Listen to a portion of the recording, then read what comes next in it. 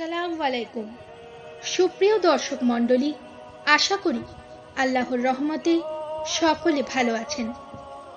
আমাদের আজকের আলোচ্য বিষয় সূরা ফাতিহার ইতিহাস ও ব্যাখ্যা। যারা এই চ্যানেলটি দেখছেন তাদের কাছে অনুরোধ, চ্যানেলটি সাবস্ক্রাইব করে পাশে থাকা বেল আইকনটি ক্লিক করবেন, যাতে পরবর্তী ভিডিওগুলি আপনারা পেতে পারেন। সূরা আল ফাতিহা। আমরা প্রত্যেকেই নামাজের মধ্যে সূরা ফাতিহা পড়ে থাকি, কিন্তু কখনো কি ভেবে দেখেছেন আমরা অন্তর থেকে এটি অনুভব করি কিনা? সূরা ফাতিহা সকলেই পড়ি, কিন্তু অনেকেই আছি যারা অন্তর থেকে এর অর্থ বুঝে পড়ি না। চলুন আমরা জেনে নিই সূরা ফাতিহার সেই ইতিহাস ও বর্ণনা। যখন মক্কার অধিকাংশ মানুষ তাদের রবকে ভুলে মূর্তির উপাসনা করত, যখন সমগ্র আরব অজ্ঞানতার অন্ধকারে পূর্ণ ছিল, ঠিক সেই সময় মক্কার একজন মানুষ আল আমিন অর্থাৎ আল্লাহর প্রিয় নবী তথা বিশ্বনবী হযরত মুহাম্মদ সাল্লাল্লাহু আলাইহি ওয়াসাল্লাম হেরা গুহায় এক রবের ধ্যানে মগ্ন থাকতেন এবং মানবজাতির মুক্তির জন্য এক আল্লাহর আহ্বানের চিন্তায় রত ছিলেন। এমনই একদিন রাতে যখন তার বয়স 40 বছর, তখন ফেরেশতাদের সর্দার হযরত জিবরাইল আলাইহিস সালাম আল্লাহর পক্ষ থেকে প্রথম ওহী নিয়ে আগমন করেন। তিনি বললেন, ইকরা, পড়ুন। সেদিন সূরা আলাকের প্রথম 5টি আয়াত নাজিলের মাধ্যমে নবুয়তের সূচনা হয়, কিন্তু এরপর কিছুদিনের জন্য ওহী আসা বন্ধ হয়। এই সময়টি ছিল প্রিয় বিশ্বনবী হযরত মুহাম্মদ সাল্লাল্লাহু আলাইহি ওয়াসাল্লামের জন্য অত্যন্ত কঠিন ও যন্ত্রণাদায়ক। তিনি ব্যাকুলভাবে আল্লাহর পক্ষ থেকে বার্তার অপেক্ষা করতে থাকেন। অবশেষে তার অপেক্ষার অবসান হয়। একদিন তিনি মক্কার পথে হাঁটছিলেন। সেই সময় আসমান থেকে একটি আওয়াজ শুনতে পেলেন এবং আকাশের দিকে তাকিয়ে দেখলেন সেই ফেরেশতা যিনি হেরা গুহায় এসেছিলেন আসমান ও জমিনের মাঝে একটি কুরসিতে বসে আছেন। এই দৃশ্য দেখে তিনি কিছুটা ভীত হয়ে পড়েন এবং দ্রুত ঘরে ফিরে এসে তার স্ত্রী হযরত খাদিজা রাদিয়াল্লাহু তাআলা আনহুকে বললেন, আমাকে চাদর দিয়ে জড়িয়ে দাও। ঠিক সেই মুহূর্তে হযরত জিবরাইল আলাইহিস সালাম আবার আগমন করেন।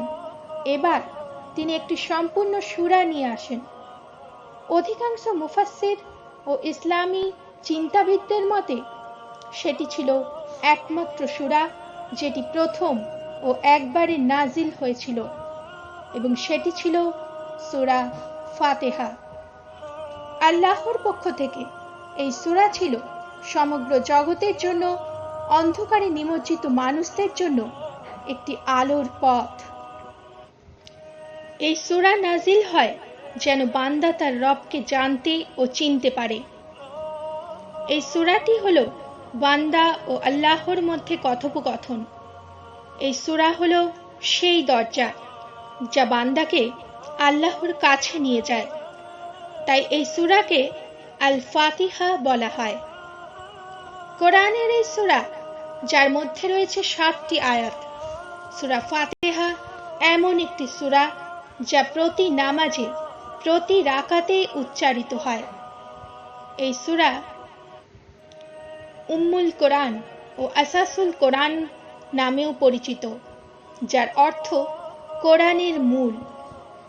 আরেক নাম আস-সাফিয়া, যার অর্থ শিফা, যা রোগের ওষুধ। বিসমিল্লাহির রহমানির রহিম। আল্লাহর নামে শুরু করছি, যিনি পরম করুণাময় ও অতি দয়ালু। আমরা প্রতিদিন সমস্ত কাজ বিসমিল্লাহ দিয়ে শুরু করি। আল্লাহর দয়া ও রহমত ছাড়া আমরা কোনো কিছু করতে পারি না। এটি শুধুমাত্র একটি শব্দ নয়। যখন কোনো মুমিন বিসমিল্লাহ বলে, তখন আরশের উপর রহমতের দরজা খুলে যায়। প্রত্যেক নামাজে দিনে 17 বার আমরা সূরা ফাতিহা পাঠ করি। সূরা ফাতিহা শুধুমাত্র একটি সূরা নয়, এটি হলো ঈমানের প্রথম দরজা। আলহামদুলিল্লাহি রাব্বিল আলামিন, সমস্ত প্রশংসা আল্লাহর জন্য, যিনি সৃষ্টিকুলের মালিক। দুনিয়াতে আমরা মানুষের শুকরিয়া করি, বাবা মা, শিক্ষক, ভাই বোন, বন্ধু বান্ধব সকলের, কিন্তু আসলে আমরা শুধু আল্লাহর। রবের অর্থ শুধু পরওয়ারদিগার নয়, এর অর্থ অগ্রগতি দেওয়ার মালিক তথা সকল কিছুর মালিক। আল আমিন, ফেরেশতা, মানুষ, জীব জন্তু, জিন সকলের মালিক আল্লাহ। আমরা যখন আলহামদুলিল্লাহি রাব্বিল আলামিন বলি, এর উত্তরে আল্লাহ বলেন, আমার বান্দা আমার শুকরিয়া আদায় করছে, তাকে আমি আরো দেব। আর রহমানির রহিম, যিনি অতি মেহেরবান ও পরম দয়ালু। এই আয়াত আমাদের মনে করায় আল্লাহর রহমত সবার জন্য, গুনাহগার হোক বা নেক বান্দা, সকলের জন্য আল্লাহর রহমত রয়েছে। মালিকি ইয়াউমিদ্দিন, যিনি বিচার দিনের মালিক। এই আয়াত আমাদের বোঝায় এই দুনিয়া ছাড়া আরেকটি দুনিয়া তথা আখিরাত আছে, যেদিন সমস্ত কিছুর হিসাব নেওয়া হবে। ইয়াকা না'বুদু ওয়া ইয়াকা নাস্তাইন, হে আল্লাহ, আমরা একমাত্র তোমারই ইবাদত করি এবং শুধুমাত্র তোমারই সাহায্য প্রার্থনা করি। এটি সেই আয়াত যখন বান্দা বলে, হে আল্লাহ, তুমি ছাড়া আমি কারোর মুখাপেক্ষী নয়। ইহদিনাস সিরাতাল মুস্তাকিম, তুমি আমাদেরকে সরল অবিচল পথটি দেখিয়ে দাও। এটি শুধু দোয়া নয়, এটি সেই দোয়া, আল্লাহর কাছে সেই প্রার্থনা, হে আল্লাহ, আমাকে সঠিক পথ দেখাও, আমি তোমার কাছে যেতে চাই। সিরাতাল লাযিনা আন'আমতা আলাইহিম, তাদের পথ যাদের উপর তুমি অনুগ্রহ করেছো, তাদের পথ নয়। গায়রিল মাগদুবি আলাইহিম ওয়ালাদ-দাল্লিন, তাদের পথ নয় যাদের উপর অভিশাপ দেওয়া হয়েছে, এবং তাদের পথ নয় যারা পথভ্রষ্ট হয়ে গেল। এই দোয়া একটি সিদ্ধান্ত।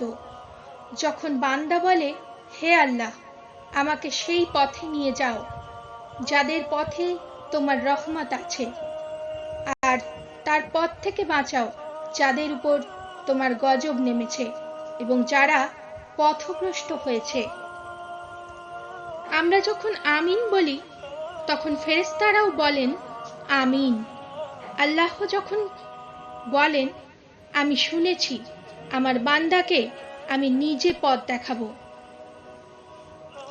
প্রিয় দর্শক মণ্ডলী, আপনাদের যদি ভিডিওটি ভালো লেগে থাকে তবে লাইক দিয়ে কমেন্ট করে অবশ্যই জানাবেন। ফিরে আসবো আবার পরবর্তী কোনো ভিডিও নিয়ে।